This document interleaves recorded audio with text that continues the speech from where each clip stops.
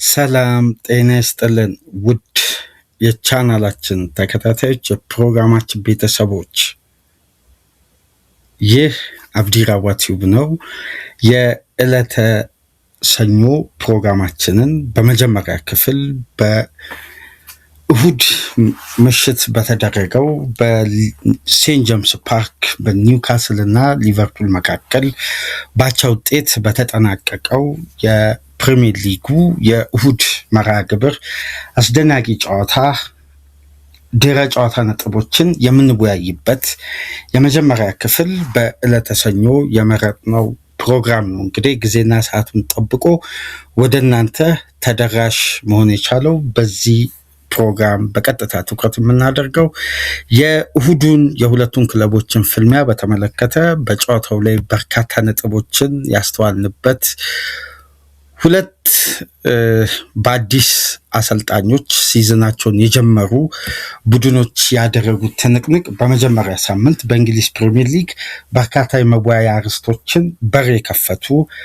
በጨዋታው ላይ የተመዘገቡ እንቅስቃሴዎች ውጤቶች የበለጠ ደግሞ በአንዶኒ ራዮላ ሊቨርፑል ዙሪያ በርካታ ነጥቦች እንዲነሱ በር የከፈተ ነው። ነገር ግን የጨዋታው ውጤት በአቻ ይጠናቀቅ እንጂ እንደ ቡድን ሊቨርፑል ይዞ የቀረበው የጨዋታ ስልት ያሳዩት የተጫዋቾች የሜዳ ላይ እንቅስቃሴን በተመለከተ ገና የመጀመሪያ ጨዋታ መሆኑን ሁሉም የእግር ኳስ ቤተሰብ የክለቡን ደጋፊዎች ከግምት ውስጥ ማስገባት ያለባቸው የ2026/27 የውድድር ዓመት እንደሆነ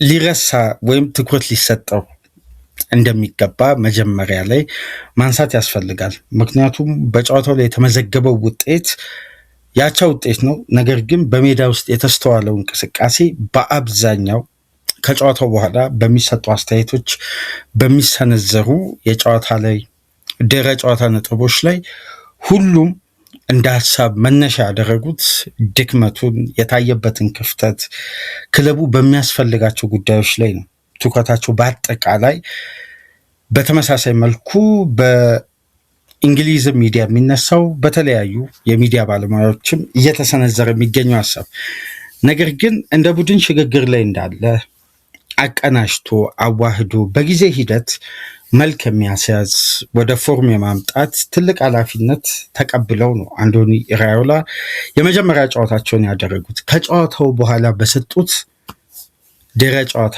ጋዜጣዊ መግለጫ መነሻ አድርገን ጨዋታውን እንዴት ተመለከታችሁት? እስቲ የእናንተን ሀሳብ አስተያየት በኮሜንት መስጫ ላይ አስቀምጡ። ሁሉም በአንድ አይነት መልኩ እንደሚያነሳው በክለቡ ዙሪያ የታዩ ክፍተቶች ላይ አተኩራችሁን የተመለከታችሁት ወይስ ተስፋ ሰጪ ጉዳዮችን በሜዳ ላይ አስተውላችኋል? በአጠቃላይ ግን ጨዋታው ለእናንተ ምን አይነት ምስል የሰጠ ነበር?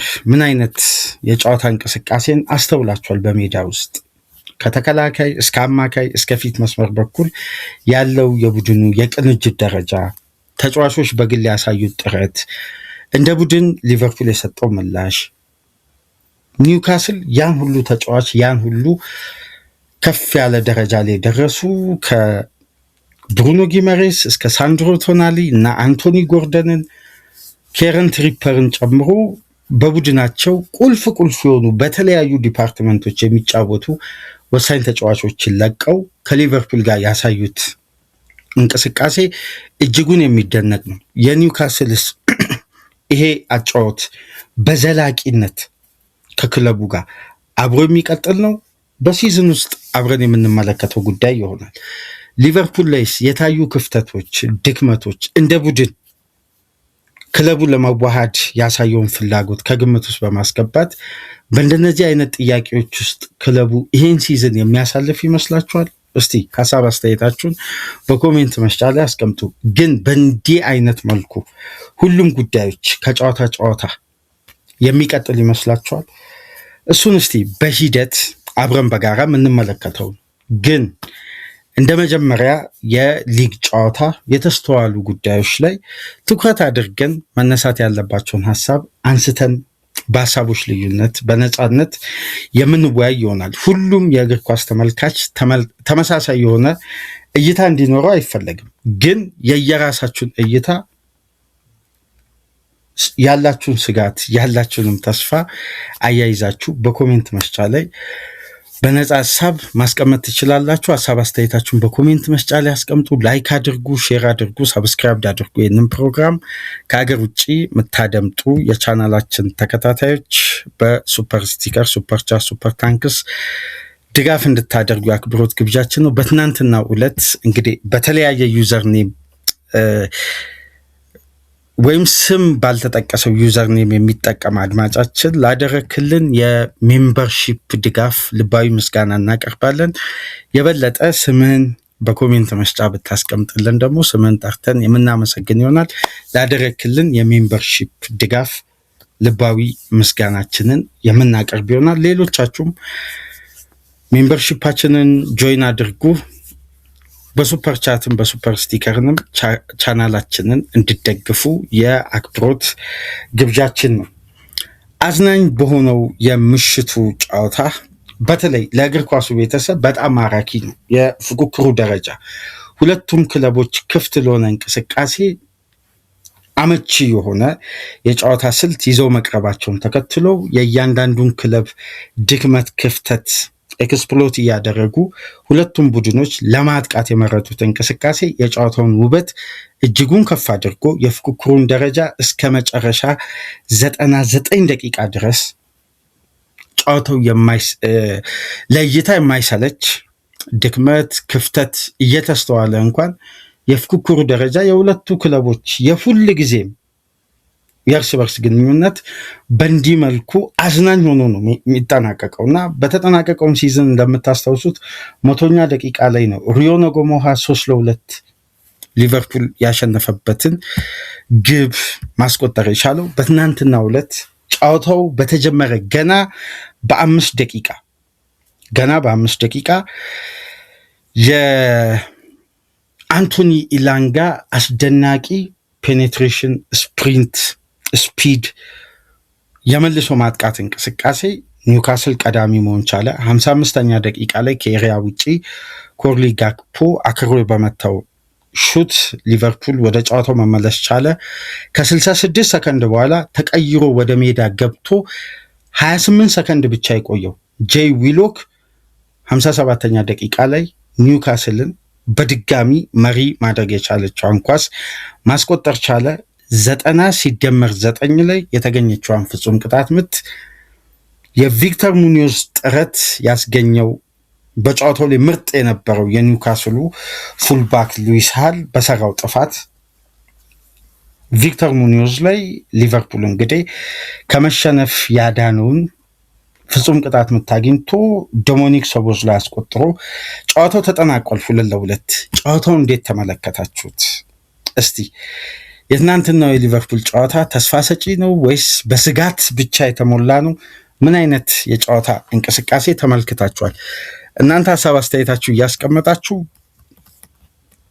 ሁሉንም ማለት እንችላለን። በዛሬው ዕለት ለህትመት የበቁ የእንግሊዝ የህትመት ውጤቶች ሁሉም ትኩረታቸው በምሽቱ ድራማዊ በሆነ መልኩ የተጠናቀቀው የሴንት ጄምስ ፓርክ ፍልሚያ ላይ ነው ትኩረት ያደረጉት። የዕለቱ የእንግሊዝ ተነባቢ ጋዜጦች አጠቃላይ ትኩረታቸው የሊቨርፑልና ኒውካስል ኬቨን ኪገንን በማስታወስ በደማቅ ሁኔታ የተጀመረው ጨዋታን በተዋበ እግር ኳስ የተጠናቀቀውን የ100 ደቂቃ ፍልሚያን ትኩረት አድርገው የእግር ኳሱን ክፍል ሙሉ ትኩረት ያገኘ ጨዋታ ነበር።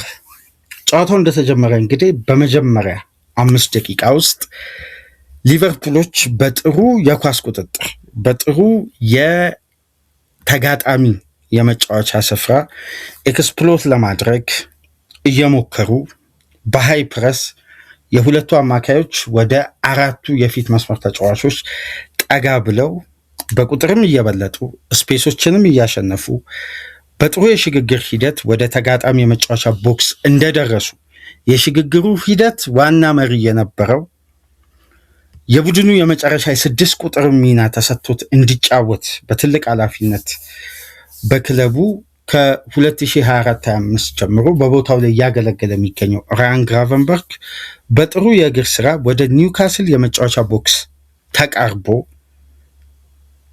በውሳኔ ስህተት ወይም አማራጩ ሰፊ ሆኖ በትኩረት ያለ ጥድፊያ ተመልክቶ መወሰን የሚችለውን እንቅስቃሴ የበለጠ የኳሱን ፍሰት ወደ ላቀ ደረጃ ለመውሰድ ወይም ካለው አመቺ አማራጭ ይልቅ ወደ ከባዱ የሜዳ ክፍል ሊቨርፑልን ለመልሶ ማጥቃት በሚያጋልጠው አማራጭ ተጠቅሞ ለዶሚኒክ ሶቦስላይ፣ ለሪዮ ነጎሞሃ አጠገቡ ጋር ለሚገኙ ተጫዋቾች በቀላሉ ፓስ የሚደረግ እንቅስቃሴን ወደ ላኛው የሜዳ ክፍል ጋክፖ፣ ኪርኬዝ፣ ጋክፖ፣ ኢሳቅ፣ ዊዘ በሚገኙበት ኤሪያ ግን ለሹትም ተቀብሎ አደጋም ለመፍጠር የበለጠ አመቺ አንደርላፕ እያደረገ የሚገኘው አመቺ ስፔሶችን ማግኘት የሚችለው ከጀርባው ሮጦ ያለፈው ዶሚኒክ ሶቦስላይ ነበር። የበለጠ እነዛ ተጫዋቾች በኒውካስል ማን ማርኪንግ ትራፕ ውስጥ ወደሚገኙበት ኤሪያ በውሳኔ ድክመት ወደ አመቹ ፖዚሽን ትቶ ወደ ከበድ ወደ ያለው ፖዚሽን ፓስ ማድረጉን ተከትሎ በፍጥነት ያንን ኳስ ኒውካስሎች ኢንተርሰፕት አደረጉ። እዚህ ጋር አድማጮች ይሄን ፎቶ ተመልከቱ። ይሄ ፎቶ ምናልባት ሊቨርፑል ያ ኳስ ከተነጠቀ በኋላ ያለው ሞመንተም እንዴት በአንዴ ሽፍት ማድረጉን እዛ የመጫወቻ ክልል ኒውካስሎች ያን ኳስ ሲነጥቁ የሊቨርፑል ሁለቱ ደብል ፒቮት አማካዮች በኒውካስል የመጫወቻ ቦክስ ውስጥ ነበሩ።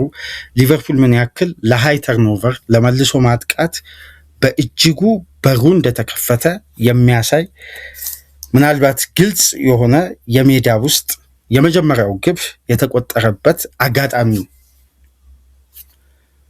በዚህ እንቅስቃሴ አብዛኛው የእግር ኳስ ቤተሰብ የተረዳው ጉዳይ ይሄ የጨዋታ ሞመንተም እዛ የሜዳ ክፍል ድረስ የተጓዘበት የሜዳው ፍሰትን እንቅስቃሴን መጀመሪያ የሽግግሩ ዋና ሂደት አስደናቂ ነበር። ግን የውሳኔ ድክመት ባመጣው ክፍተት የኒውካስሎች ደግሞ ፈጣን የሽግግር ሂደት ኡሱላ ጊዜና ሰዓቱን የጠበቀ አስገራሚ ፓስ ነው ለአንቶኒ ኢላንጋ ማድረግ የቻለው። የኢላንጋም አጨራረስ እጅጉን ማራኪ ነበር። ፔሱ፣ ስፒዱ ጊዜና ሰዓቱን የጠበቀ ነበር። እዚህ ጋር ግን የክለቡ ተጋላጭ መሆን ብቻ ሳይሆን በመልሶ ማጥቃት የተከላካይ ክፍል የግራ ፉልባክ የሜሎስ ኪርኬዝ ፖዚሽን አጠባበቅ፣ ታይሚንግ በተለይ ይሄ ተጫዋች ወደ ሊቨርፑል ከተዘዋወረበት ጊዜ አንስቶ ምርጥ የሆነባቸውም ጨዋታዎች አሉ። በድክመትም ያጠናቀቀበት ጨዋታ አለ። በሁሉም ጨዋታዎች ላይ ግን የክለቡም ደጋፊዎች በክለቡ ስታፍ ውስጥም የሚገኙ ባለሙያዎች ይሄ ተጫዋች እንዲያጎለብት የሚፈልጉት ጉዳይ ጊዜና ሰዓቱን የጠበቀ ውሳኔ፣ የታይሚንግ ክፍተት። የታይሚንግ ክፍተቱ ሁሌም ተጫዋቹን በተወሰኑ ማይክሮ ሰከንድ ልዩነት ቅጽበታዊ አደጋ ክለቡ ላይ እንዲፈጠር በር የሚከፍት ነው። በተመሳሳይ ተጫዋቹ አደጋን የሚከላከልበት ርቀት ደግሞ ልክ በተጋጣሚ ጫና ውስጥ ያለው ሞመንተም ከግምት ውስጥ በማስገባት አፋጣኝ ምላሽ በመስጠት አይደለም። የተወሰኑ ስቴፖችን ይዘገያል። ከዛም በኋላ ያለው ጥረቱ ግን አድካሚ ነው የሚሆነው። ከሱ ቁጥጥር ውጪ ፖዚሽኑም የተጋጣሚም እንቅስቃሴ ከወጣበት በኋላ ለምላሽ ከባድ አካል ብቃትን ያማከለ ጥረት የሚያሳየው። አሁን ይሄ የጊዜን ውሳኔ ማመጣጠን፣ ማጎልበት፣ መብሰል ያለበት ደረጃ ላይ ነው የሚገኘው። አሁን ላይ ሜሎስ ኪርኬዝ በዛ ታይሚንግ ኢላንጋ ተጫዋቹን ከፖዚሽኑ አልፎ እስከሚሄድ ድረስ የጠበቀበት የታይሚንግ ክፍተት ምናልባት ተጫዋቹ በግራ ፉልባክ ላይ መጎልበት ባለበት ማደግ ባለበት የበለጠ ራሱን ለዚህ ቦታ ፕሩቭ ማድረግ ባለበት ደረጃ እያበቃ አይደለም። ስለ ኳሊቲው አይደለም። እዛ ቦታ ላይ የሚያስፈልጉ ውሳኔዎችን ጊዜና ሰዓት የጠበቀ ጠንካራ ውሳኔ ያስፈልጋል። ይሄ የተጫዋቹ ወደ አንፊልድ ከተዘዋወረበት ጊዜ አንስቶ የሚነሳበት ትልቁ ጥያቄ። በተመሳሳይ ክፍተት የኒውካስሎች በጣም ፋስት ብሬክ እጅጉን አስደናቂ ነበር። ይሄ ሃይ ተርኖቨር ግቡ ተቆጠረ። ትልቁ ክፍተት የነበረው የአብዛኛውም የእግር ኳስ ቤተሰብ ጥያቄም ወቀሳም ትችትም የነበረው የራያን ግራቨንበርክ አውት ኦፍ ፖዚሽን መሆን፣ በተመሳሳይ እሱን ተከትሎ ወደ አደጋ ክልል አብሮት በማጥቃቱ እንቅስቃሴ የተሳተፈው ሰቦዝ ላይም ፖዚሽናቸውን ስተው የተከላካይ ክፍሉ በቀላሉ ተጋላጭ ኤክስፕሎት መደረጉ ጥያቄውን ከፍ አድርጎ ስለ 6 ቁጥር ጥያቄ መነሳት ተጀምሯል። እስቲ ከቀናት በፊት ከ5-6 ቀን በፊት የሰራ ነው የ6 ቁጥር አልባው ሊቨርፑል የሚል ፕሮግራም አለ። ያን ፕሮግራም ወደኋላ መለስ ብላችሁ አድምጡ። እዛ ፕሮግራም ላይ ካነሳውላችሁ ጉዳዮች መካከል ዋነኛው ሊቨርፑል የኢንቴንሲቲን ጨዋታ ምስል መላበሱ የማይቀር ነው። በአግባቡ ይሄ ቡድን ያን ቴምቦ ያን ክለቡ እንዲይዝ የሚፈለገውን የጨዋታ ሲስተም በስፔናዊ አሰልጣኝ ውስጥ መያዙ የማይቀር ነው። ግን በዚህ ሲስተም ውስጥ ክሎፕ የገጠማቸውን አይነት ፈተና ራዮላ ፊት ለፊት የሚጋፈጡት እውነታ ነው። ይሄን ጉዳይ አሰልጣኙ የበለጠ መብቴ ባሉ ተጫዋቾች ማበጀት የሚችሉ ከሆነ ካልሆነ ግን የተጫዋች ዝውውር አንገብጋቢና አስገዳጅ ሊሆን እንደሚችል የበለጠ ከዊንገርም በላይ ይሄ ፖዚሽን ክሎፕ ለተከታታይ 2 የውድድር ዓመት እጅጉን የደከሙበት የፍጻሜን ጨዋታዎችን ያጡበትም ትልቁ ክፍተት ነው። ነገር ግን ፋቢኒዮ ማምጣታቸው በሊቨርፑል ስኬት ላይ ምን ያክል ልዩነት እንደፈጠረ ያስተዋልንበት ነው። ኢንቴንሲቲ የሚፈልገው ቴምቦን ዲክቴት ማድረግ የሚችል ቴምፐርመንት ያለው የግድ ዲስትሮየር መሆን አይጠበቅበትም። ተፈጥሯዊ ሆልዲንግ ሚድፊልደር ግን ክለቡ ያስፈልገዋል። እዛ ቦታ ላይ በአግባቡ ፖዚሽኑን ሳይለቅ ከፖዚሽን ውጪ ሳይሆን በመልሶ ማጥቃት እንቅስቃሴ እንኳን ክለቡ ሊያጋልጥ በሚችል ደረጃ በፖዚሽኑ ላይ አለመገኘትን የሚያሳይ ተጫዋች እዛ ቦታ ላይ ክለቡ የበለጠ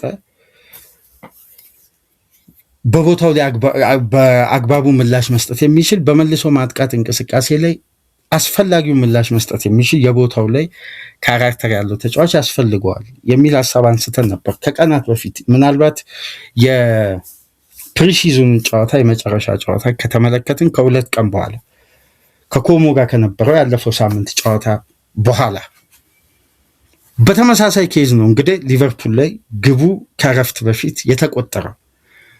ለምን ያ ፖዚሽን ላይ ያ አይነት መጋለጥ እንደተፈጠረ በአግባቡ ለመመልከት ለምሳሌ ኤምሬ ካህንም ሄንደርሰንም ሚልነርም በተመሳሳይ እዚህ ቦታ ላይ ተጫውተዋል። 3ቱም ተጫዋቾች ዋይናልደምንም ጨምሮ።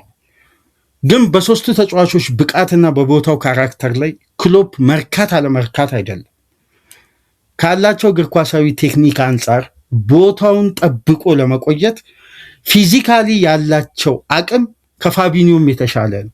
ቴክኒካሊ ግን ቦታውን መረዳትና ለተከላካዩ ሽፋን መስጠት፣ ባላንሱን መጠበቅ፣ በቡድኑ ማጥቃት ላይ ያለውን እያንዳንዱን የኳስ እንቅስቃሴ በተለይ ለሁለቱ ፉልባኮች የሚሰጡትን ነፃነት በጣም በስፋት አንስተናል የአለፈው ፕሮግራም ላይ። ያንን ፕሮግራም ከተመለከታችሁ ምናልባት የትናንትና የሊቨርፑል ትልቁ የሜዳ ላይ እንቅስቃሴ በግልጽ የታየ ነው። ይሄ የኢንቴንሲቲ አጫወት ውስጥ ሊያጋጥም የሚችል መሰረታዊ ክፍተት ነው።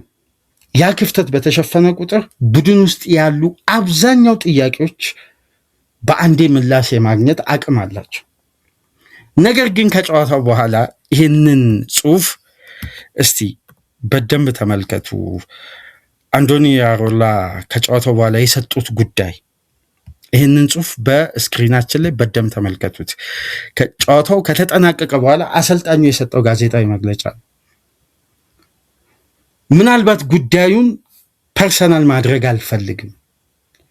ያ የሜዳ ውስጥ እንቅስቃሴ ያቺ ኳስ የተጠበቀውን ዳይሜንሽን ሂደቱን ጠብቆ ቢሆን ኖሮ ያ ስህተት ባይፈጠር ያ እንቅስቃሴ ወደ ግብ ቢቀየር ይሄ ተጫዋች ምን አይነት አስደናቂ የቦታው ላይ ተፈጥሯዊ ተጫዋች ነው ይባል ነበር። ስለተፈጠረው ስህተት የተለያዩ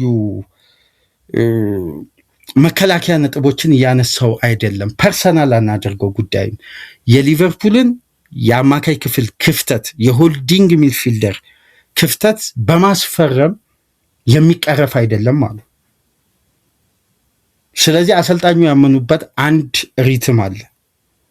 ይሄ ደግሞ እግር ኳስ ነው። እግር ኳስ ደግሞ ሂደት ነው። በሂደት ጉዳዮች ሁሉ ይቀረፋሉ፣ መብቴ ይበጅለታል። የግድ ዝውውሮች አስፈላጊ ሆነው አንዳንድ የማይገኙበት ቡድን ውስጥ ባሉ ተጫዋቾች መብቴም ማስተካከል ይቻላል ብለው ነው አሰልጣኙ ያመኑት። ስለዚህ ተጫዋች በማምጣት ብቻ እዛ ፖዚሽን ላይ ያለውን ጉዳይ ፊክስድ እንደማይደረግ ነው አሰልጣኙ እየገለጹ የሚገኙት።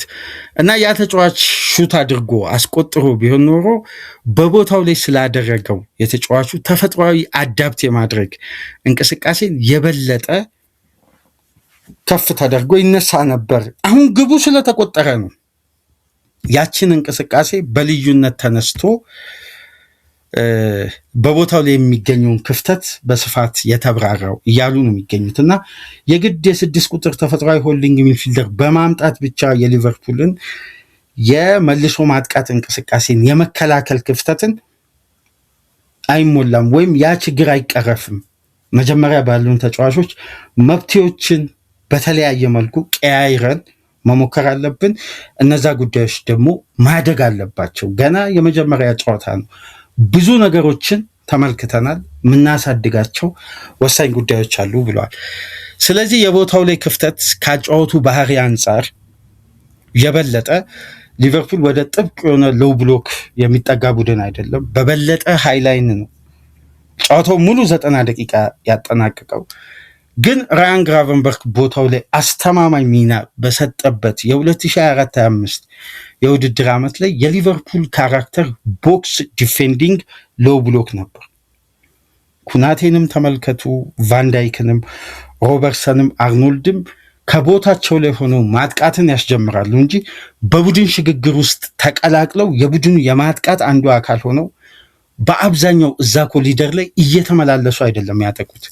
ስለዚህ ከኳስ ጀርባ ክለቡ በቁጥር ከፍ ብሎ በሎው ብሎክ ስለሚከላከል በአብዛኛው ሊቨርፑል በመልሶ ማጥቃት እንቅስቃሴ እንኳን አደጋ ቢፈጠርበት ለመከላከል አመቺ ስትራክቸር ላይ ሆኖ ነው በቦክስ ውስጥ የሚከላከል። አሁን ከዛ ካራክተር ደግሞ በተቃራኒ የሆነ የቡድን ኦርጋናይዜሽን ነው። ስለዚህ አዲስ ምስል ስለሆነ ቡድኑን ማዋሃድና ማቀናጀት ያስፈልጋል በሚል ጉዳይ አሰልጣኙ ያመኑት። ይህንንስ እንዴት ትመለከታላችሁ? እስቲ ሀሳብ አስተያየታችሁን በኮሜንት መስጫ ላይ አስቀምጡ። ግን ይሄ ጉዳይ ሊፈጠር እንደሚችል ከቀናት በፊት ፕሮግራም ሰርተን ከእናንተ ጋር ተወያይተንበታል። የ6 ቁጥር ተጫዋች ካራክተር የግድ ይሄን ጨዋታ ይሄን ምስል ቡድኑ መያዝ ካስፈለገ ተፈጥሯዊ ሆልዲንግ ሚድፊልደር እዛ ቦታ ላይ ያስፈልገዋል። ግራቨንበርክ የቦታው ተፈጥሯዊ ተጫዋችም አይደለም። የበለጠ እንደውም ዲፌንሲቭ አክሽን ላይ የሚያዘነብል የቦታው ላይ ተጫዋች ቢኖር የራያን ግራቨንበርክ ዳይሬክት መሆን ለክለቡ እጅጉን በማጥቃት እንቅስቃሴ ጠቃሚ ይሆናል። የበለጠ ከሱ በላይ ደግሞ ዳይሬክት የሆነው ሰቦዝ ላይ የማጥቃት ጉጉት በእያንዳንዱ የኳስ እንቅስቃሴ ውስጥ ያለው በትናንትናው ጨዋታ የወትሮውን አይነት የተጫዋቹንም ካራክተር ብዙ ባንመለከትም ግን የበለጠ ክለቡን ወደ ዳይሬክት እንቅስቃሴ መቀየር የሚያስፈልግበት የአማካይ አማራጮች ናቸው። ስለዚህ ይህም ቦታ በቀጣይ ጨዋታ እንዴት አሰልጣኙ ጠግነው አስተካክለው ባላንሱን ጠብቀው ይመጣሉ ራሳቸው ነው እንግዲህ። በዝውውር ብቻ ይሄ ክፍተት፣ ይሄ ጥያቄ፣ ይሄ ሂደት አይቀረፍም ቡድን ውስጥ ማደግ ያለበት መጎልበት ያለበት የቅንጅት ስቴፕ አለ ብለው ነው ያመኑት። አሰልጣኙ እንደገለጹት ከሆነ ከጨዋታው በኋላ ሂደት አለው፣ የሆነ ስቴፕ ያስፈልገዋል ነው እያሉ የሚገኙት። እስቲ እናንተን ሀሳብ አስተያየት ደግሞ በኮሜንት መስጫ ላይ አስቀምጡ። ሌላኛው ነጥብ የሁለቱ ፉልባኮች የሜዳ ውስጥ እንቅስቃሴ። አሁን አብዛኛው ሚዲያ ላይ የተመለከትነው ጉዳይ ሁለቱም ፉልባኮች በከፍተኛ ሁኔታ እየተብጠለጠሉ ነው።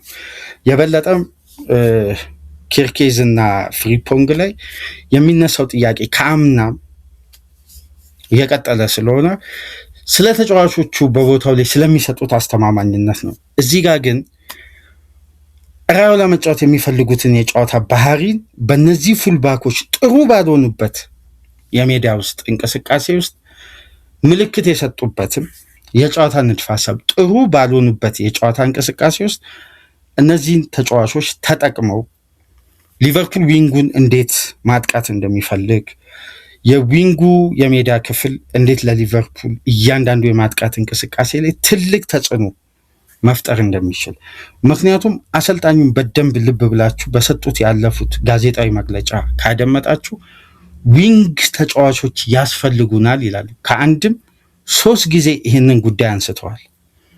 የዊንገሩ እንቅስቃሴ በራዮ ላይ ጨዋታ ሀሳብ ላይ ትልቅ ተጽዕኖ፣ ምክንያቱም ቦክሱ ላይ ለሚገኙ ተጫዋቾች በበቂ ሁኔታ ሰርቪስ ለመስጠት የበለጠ ወደኋላ ተመልሰው ሁለቱም ፉልባኮች የማገዝ የሊቨርፑልን ሙሉ የሜዳ ውስጥ እንቅስቃሴ ባላንስ ለመጠበቅ የሁለቱ ዊንገሮች አስተማማኝነት በእጅጉ ያስፈልጋል። በትናንትናው ጨዋታ በደንብ ካስተዋላችሁ የሊቨርፑል ሁለቱ ፉልባኮች በማጥቃት እንቅስቃሴ ውስጥ ሲገኙ ወደ ተጋጣሚ መጫወቻ ቦክስ በቀጥታ ክሮስ አያደርጉ። አሁን ሊቨርፑል በባህሪው የተወው ጉዳይ ወይም ከነዚህ ተፈጥሯዊ የጨዋታ እንቅስቃሴ በመረዳት አሰልጣኙ አንድ መዘየድ የፈለጉት የጨዋታ ስልት ወደ ተጋጣሚ ቦክስ መቅረብ፣ ክሮስ ከሚደረግ ኳስ የበለጠ ማይነስ የሚደረጉ እንቅስቃሴዎች። ይሄ ደግሞ የእግር ኳስ እንቅስቃሴ አንድ አዲስ የጨዋታ ስልት ክለቡ እየተላመደ ነው። ስለዚህ የሂደቱ የመጀመሪያ የጨዋታ መፈተሻ ነው። በአንዴ ሁሉም ጉዳዮች በአንድ ሌሊት በአንድ ሳምንት ውስጥ እያንዳንዱ ጉዳይ ተቀናጅቶ ፍሬ ያፈራል ማለት አይደለም። ሂደት አለው። እግር ኳስ በጊዜ ሂደት የሚመጣ ሪትም ስለሆነ አሁን ሁለቱ ፉልባኮች በጣም ተወቅሰዋል፣ በጣም ተተችተዋል። ግን ከኳስ ጋር ባላቸው ሶስተኛ የሜዳ ክፍል እንቅስቃሴ ከተመለከታችሁ የበለጠ ቦክሱ ማጥቃት ቅድሚያ የሚሰጠው የጨዋታ እንቅስቃሴ ነው። እዚህ ጋር ደግሞ የሁለቱ ዊንገሮች ጥራት ወሳኝነት አለ። አሁን አሰልጣኙ ደጋግሞ የሳላን ተተኪ ማምጣት ብቻ ሳይሆን ሊቨርፑል በባህሪው አስተማማኝ ዊንገር ያስፈልገዋል ብለው ያነሱበት ዋነኛ ምክንያት በትናንትናው ዕለት በግልጽ የታየ ሰርቪስ የመስጠት፣ ለምሳሌ በጨዋታው ላይ ፖዘቲቭ ነው እየተባለ በሚዲያው በኩል የሚገኘው ጋክፖ እንኳን በክለቡ የማጥቃት እንቅስቃሴ ሊንካፑን ተመልከቱ። የበለጠ ከኪርኬዝ ጋር አንድ ለአንድ ኳሶችን ከመጫወት ይልቅ ወደሚያመቸው የመምቻው እግር ኳሱን እያዘነበለ በቀጥታ ወደ ራሱ ጥረት ነው ትኩረት የሚያደርገው እንጂ ለሊንካፕ በር የሚከፍት ወይም በሽግግር እንቅስቃሴ ውስጥ በቁጥር በዛ ብሎ ቦክሱን የማጥቃት ሂደትን ገድቧል። በዚህ በግራ በኩል የበለጠ ሊቨርፑል ሲጠቃ ደግሞ በመልሶ ማጥቃት እንቅስቃሴ በተከፈተው ስፔስ ያንን ግራ ፉልባክ ተመልሶ የማገዝ ክፍተት። በተመሳሳይ ፍሪፖንግን ተመልከቱ። ከፍሪፖንግ ፊት ለፊት የሚጫወተው ተጫዋች ሪዮ ነጎሞሃ ገና 18 ዓመት አልሞላው። ከተወሰኑ ሳምንታት በኋላ 18 ዓመት የሚሞላው የቦታው ላይ ጥራት መጉደል አንደኛ ክፍተት ሆኖ እዚህ ላይ ደግሞ ተጫዋቹ በኤክስፒሪየንስ ከፍሪፖንግ ጋር እየተግባባ ልዩነት ለመፍጠር አስተማማኝ ሊንካፖችን ፈጥሮ ኦቨርላፑ በተለይ በበቂ ሁኔታ እዛ ቦታ ላይ ጥሩ ኦቨርላፕ ያደርጋል። የመጨረሻው ውጤት ነው እንግዲህ ደካማ ሆኖ ተጫዋቹን ያስተቸው። ግን ከተመለከታችሁ ለሁለቱም ፉልባኮች በባህሪ የበለጠ አመቺ የሚሆነው ጨዋታ ከረጅም ርቀት ከሚያደርጉ ክሮስ የበለጠ ወደ ቦክስ ቀርበው የሚያደርጉት ማይነስ ኳስ ነው። ያ እንቅስቃሴ ደግሞ ከጨዋታ ጨዋታ ነው እያደገ የሚመጣ። አሁን የቪክተር ሙኒዮዝ መግባት በፈጠረው ተጽዕኖ እዛ የሜዳ ክፍል ላይ በተሻለ አማራጭ ሊቨርፑል ማንም መምረጥ እንዳለበት ከሚያስፈርመው ተጫዋች ውጪ በተሻለ ጥረት ቦታውን በአስተማማኝ ሁኔታ እየተመላለሰ ከቨር ማድረግ የሚችል ፉልባኩን በማገዝ በክሬቲቪቲውም ጥሩ የዛ ቦታ አገልግሎት መስጠት የሚችለውንም ተጫዋች ጎን ለጎን እየለዩ የሚመጡበትም ስቴጅ ነው።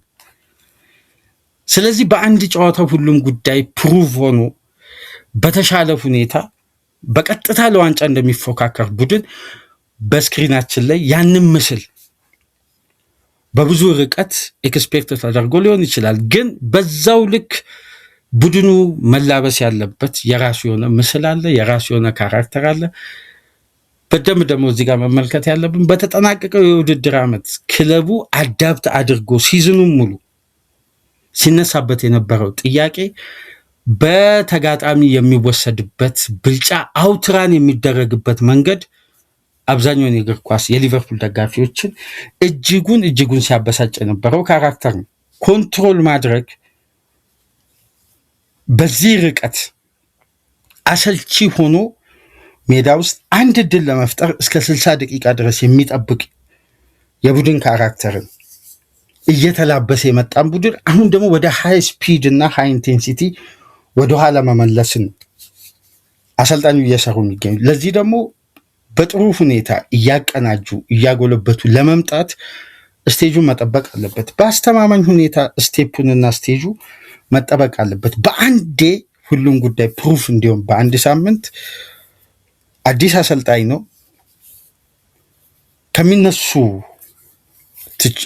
ትችቶች የበለጠ ምን መጫወት እንደሚፈልጉ ወደ መሬት ባይወርድም በሀሳብ ደረጃ ግን በመጀመሪያ ሴንት ጀምስ ፓርክ ላይ አሳይተዋል። ፉልባኮቹ ከሁለቱ ዊንገሮች ጀርባ እየሮጡ ወደ ቦክስ እየቀረቡ ለኢሳቅም ለዊዝም በተቃራኒው ዳይሬክሽን ባለው ዊንግ ከዚህ ጋር ገፍተው በሚሄዱት አታኪንግ ሚድፊልደሮች ቦክሱን ለማጥቃት ነው በባህሪ ደረጃ እያስተዋለ የምንገኘው። የበለጠ ደግሞ በሽግግር እንቅስቃሴ መሀል ለመሀል የሚደረገው የሜዳ ውስጥ እንቅስቃሴ ደግሞ የበለጠ ፊዚካልና ስፒድን እየቀላቀለ የሽግግር እንቅስቃሴ። እነዚህ ሁሉ ጉዳዮች ወደ ውጤታማነት የሚመጣው በሂደት ነው። ግን በመጀመሪያ ሳምንት አጠቃላይ ክንውኑ አጠቃላይ የቡድኑ ባህሪ ከተመለከትን በብዙ ርቀት የሚነሳው ድክመት ሳይሆን በብዙ ርቀት ሊሻሻሉ የሚችሉ የሚጎለብቱ ጉዳዮች ግን በደንብ ታይተዋል። የበለጠ ስጋት ወይም ሚዲያው በኩል ድምፅ ስላነሳ ጉዳዩ ሁሉ በዛው ልክ ስጋቱ ከፍተኛ ነው ተብሎ አንድ ጉዳይ የበለጠ ተለጥጦ የቡድኑን ሲዝን ዲፋይን የሚደረግበት አይነት ምስል አይደለም። ምክንያቱም እግር ኳስ የበለጠ ሂደት ነው። የተለያዩ ነጥቦች እኮ ይነሳሉ። ለምሳሌ በተጠናቀቀው ሲዝን 5 ተከታታይ ጨዋታ የአርነ ስሎት ሊቨርፑል ሲያሸንፍ ይሄ ቡድን ዋንጫ ይበላል ብለው የሊቨርፑል ደጋፊዎች በድፍረት ለመናገር በጣም የሚሰጉበት ቡድን የሚያሸንፍበት መንገድ ምንም አይነት አሳማኝነት የለው። ግን ለመዋሃድ ያሳየውን ፍላጎትና ቡድኑ የተላበሰውን ካራክተር አይተው እንጂ በሚመዘገበው ውጤት አይደለም። ስለዚህ የትናንትናውን ቡድን ደግሞ ከተመለከታችሁ ፊዚካሊ ቡድኑ የነበረው ፍላጎትና ሜዳን ሲያካልል እድሎችን ለመፍጠር ጥረቶች አሉ። ግን የሚያድግ ጥረት የሚጎለብት ጥረት ነው። ከጨዋታ ጨዋታ በአንድ ጨዋታ ሁሉም ምስል አይደመደምም። ምክንያቱም በኳሊቲ ደረጃ ገና ሁለቱ ዊንገር በላቀ ኳሊቲ መጠንከሩ የማይቀር። ለዚህ እኮ ነው አንዶኒ ራዮላ ያኩቡ ምንቴን ከነጉዳቱ ለመግዛት በእጅጉ የፈለጉት። እንደውም ትናንትና በወጡ ሪፖርቶች ከሆነ ተጫዋቹ ከ2 እስከ 3 ወር ይርቃል የሚባለው እነዛ ፊዚዮቴራፒስቶች ውድቅ አድርገዋል። በቀላሉ ሊቀረፍ የሚችል የቁርጭምጭሚት ጉዳት ነው። በዛ ርቀት ከሜዳም ያርቀው አይደለም። ዝውውር የሚከናወን ከሆነ ተጫዋቹ ከመጀመሪያው ኢንተርናሽናል ብሬክ መልስ በቀጥታ ወደ ሜዳ መመለስ ይችላል።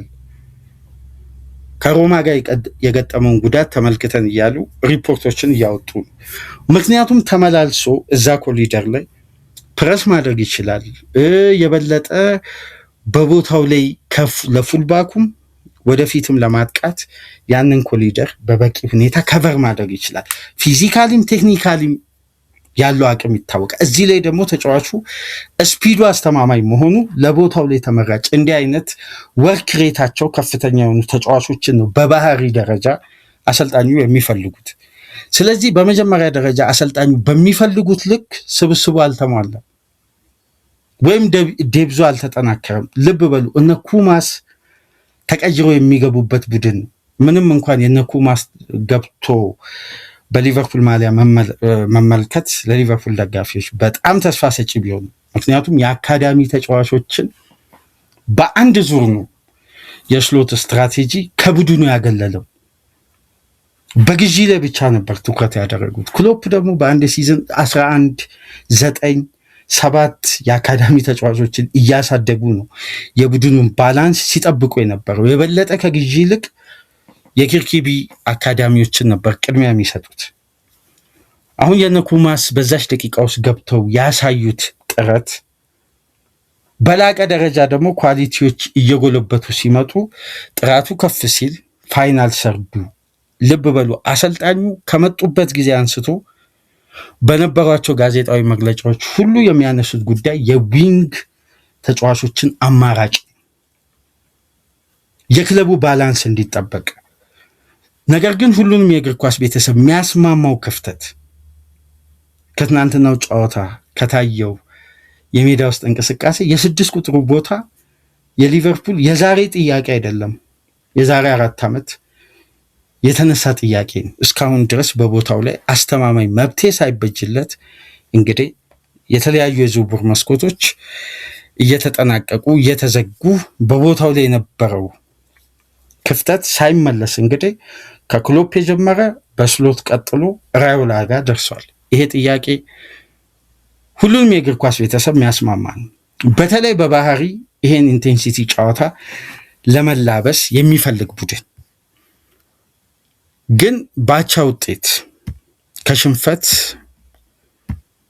እርቀው መጀመራቸው ቢያንስ ራዮላን ለቀጣይ ጨዋታ ያለባቸውን ክፍተት ከውጥረት ከጫና እርቀው በተረጋጋ ሁኔታ በትናንትናው ጨዋታ የተስተዋሉ ክፍተቶችን ያሉትን ጥንካሬዎች አጎልብተው ክፍተታቸውን ቀርፈው በጊዜ ሂደት እንደሚመጡ ይጠበቃል። ግን ከሳምንት ሳምንት ቡድኑ ቢያንስ ከ8 እስከ 10 ሳምንት መመልከት ያስፈልጋል። ለእያንዳንዱ ጉዳይ ጀጅ ለማድረግ ቀጣይ ቅዳሜ ክለቡ ከኖቲንጋም ፎረስት ጋር በአንፊልድ ጨዋታ አለው። በዛ ጨዋታ ደግሞ ምን ሊያሳይ ይችላል? በቀሪ 9 ቀናት በዝውውሩ ላይ በጣም አክቲቭ ይሆናሉ እየተባለ ነው። እነዛን ጉዳዮች ደግሞ የትኛውን ዲፓርትመንት መብቴ ሰጥተው ጠግነው ለአሰልጣኙ ቢያንስ ይህን የውድድር ዓመት በጥሩና በተሻለ ውጤት እንዲያጠናቅቁ ሊረዷቸው የሚችሉ ኳሊቲዎችን ያመጣሉ የሚለው ጉዳይ ገና ምላሽ ማግኘት አለበት። ስለዚህ እንደ ቡድን ከታዩ በጣም ተጋኖ ከሚነሱ ክፍተቶች የበለጠ ሊጎለብቱና ሊያድጉ ሊሻሻሉ የሚችሉ የጨዋታ ሂደቶችን ነው ያስተዋል ነው። ያ ደግሞ በቀጣይ ሳምንት ከሳምንት ሳምንት እየተሻሻለ እየጎለበተ ይመጣል ወይ አብረን በጋራ የምናየው። ግን በሁሉም የእግር ኳስ ቤተሰብ ዘንድ አንድ አይነት ሀሳብ ሊያስነሳ የሚችለው የ6 ቁጥር ጥያቄው በእርግጥም የበለጠ ሊቨርፑል ላይ የተቆጠሩ ሁለቱም ግቦች ትክክለኛ ማሳያ ነው። የዊሎክ ፈጣን ግብ በዛ ሰከንድ ውስጥ ሲፈጠር የሊቨርፑል አማካዮች ከኒውካስል የመጫወቻ ክልል ሶስቱም አማካዮች የነበራቸውን ርቀት ለተመለከተ በጣም የሚያስገርም ነው። ተከላካዩ የነበረበት ፖዚሽን እና አማካይ የነበረው ፖዚሽን በጣም ሰፊ ነው። ለዛ እኮ ነው ረጅሙን የሜዳ ክፍል ዊሳ ድሪብል አድርጎ መሄድ የቻለው። ግን በትናንትናው ጨዋታ የዊሳ እንቅስቃሴ ለራያን ግራቨንበርክ እጅጉን ራስ ምታት የነበረ እንቅስቃሴ ነው።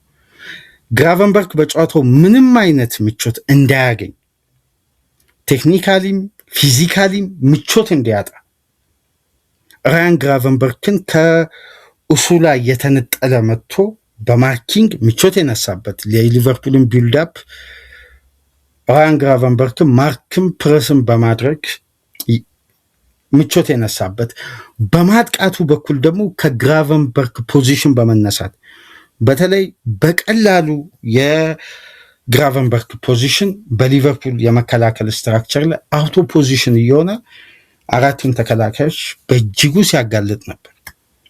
አሁን ለኬርኬዝ እና ፍሪፖንግ እጅጉን ምርጥ መሆን በኦቨርላፕም በአንደርላፕም ቦክስን እያጠቁ ባላንስ ጠብቀው እንዲጫወቱ በበቂ ሁኔታ ስትራቴጂካሊ ያ ቦታ ካልተጠገነ እነዚህ ፉልባኮች አሁንም መጋለጣቸው አይቀር። አስታውሱ ሊቨርፑል በአንዲ ሮበርትሰን እና በትሬንት አሌክሳንደር አርኖልድ ያን ኮሊደር ለ4 ለ5 ለ6 ዓመት በአስተማማኝ ሁኔታ ሲያገለግሉ የቦታው ላይ ዋናው የደብል ፒቮቱ አስተማማኝ ተጫዋች ፋቢኒዮ ነው። ከቨሩ ባላንስ ስለሆነ ቴክኒካሊም ታክቲካሊ ተመልከቱ። ፋቢኒዮ የሄንደርሰን አይነት ፊዚካሊቲ የለው፣ ስፒድ የለው፣ ግን የሊቨርፑል የጀርባ አጥንት ነው። ምክንያቱም በብሬን ስለሚጫወት ሆልዲንግ ሚድፊልደር ተብሎ የግድ የዲስትሮየር ካራክተር መላበስ የለበትም።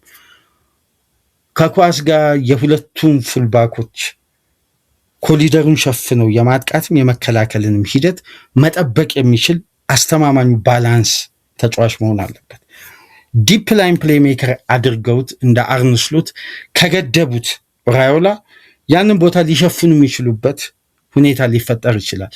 ግን የእሳቸው አጨዋወት ደግሞ በነ ቼ አደምስም በነ አሌክስ ስኮትም በአማካይ ስፍራ በበርንማውዝ ቤት ያየ ነው። ሁለቱም የደብል ፒቮት አማካዮች ሲያጠቁ ኦርጋናይዝድ ስለሆነ ቡድኑ ኤሪያቸውን ትተው ቢሄዱ ሪከቨር ለማድረግ የሚቸገሩ ተጫዋቾች በጣም በፍጥነት ቦታውን መልሰው ማግኘት ይችላሉ። ነገር ግን በትናንትናው ጨዋታ ደግሞ ያየ ነው ራያን ግራቨንበርክ ሪከቨርም ለማድረግ መቸገሩ ነው ሁለቱ ግቦች በቀላሉ ሊቨርፑል ላይ ለመቆጠር ምክንያት የሆኑት። በአጠቃላይ ግን በሀሳብ ደረጃ ክለቡ መጫወት የሚፈልገውን ወደ መሬት ባይወርድም ፍንጭ ምልክት በደንብ ሰጥቷል። ማደግ ይችላል ወይ? በጊዜ ሂደት የምንመለከተው ነው። ነገር ግን በመጀመሪያ ሳምንት የኒውካስልን ባህሪ እነዛን ሁሉ ተጫዋቾች አጥተው ያሳዩት እንቅስቃሴና ሊቨርፑል ላይ የነበራቸው ፍላጎት በጣም የሚያስደንቅ ነው። ይቀጥላል ወይ? አብረን በጋራ ነው የምናየው።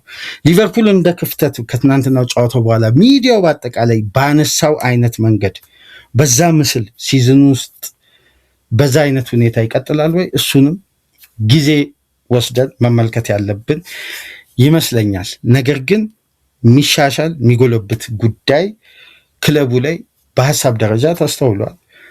ያ ደግሞ በጊዜ ሂደት ቅኝቱን፣ ሪትሙን፣ መከላከሉ ከማጥቃት ጋር ባላንስ እያደረገ በሂደት የሚቀረፍ ነው። ለማንኛውም ግን 2-2 ራዮላ የመጀመሪያ ጨዋታቸውን በአቻ ውጤት ጀምረዋል። ነገር ግን በደንብ በትናንትናው ድረ ጨዋታ ነጥቦች ላይ አንድ ጉዳይ አንስቼላችሁ ነበር። ራዮላ በኦገስት የማይወዱት የፕሪሚየር ሊግ አጀማመር ነው። በተደጋጋሚ ለ3 ዓመት በርንማውዝ በቆዩበት የውድድር ዓመት ሁሉ ኦገስት ላይ ድል ቀንቷቸው አያውቅም። ከባድ ፈተና ነው ኦገስት ላይ የሚገጥማቸው። ግን በሲዝኑ መጨረሻ ደግሞ ከተመለከታችሁ ባለመሸነፍ ረጅሙን ሳምንት ሪከርድ ይዘው የሚያጠናቅቁ አሰልጣኝ እሳቸው ናቸው። ስለዚህ ጊዜ የሚፈልግ የጨዋታ ሂደት ነው። ሁሉም ጉዳይ ሁሉም ሂደት ደግሞ በአንድ ቅኝት በአንድ ሌሊት በአንድ ቀን ተገንብቶ የሚያልቅ ሳይሆን እግር ኳስ ሂደት ስለሆነ ሂደት ደግሞ ትዕግስት ይፈልጋል። ሻርፕ እስከሚሆን ቢያንስ ሻርፕ ባይሆን እንኳን እድገቱ ለውጤት የሚያበቃ አስተማማኝነት ለመስጠት በትናንትናውም ቅድመ ጨዋታ ነጥቦች ላይም አንስተናል።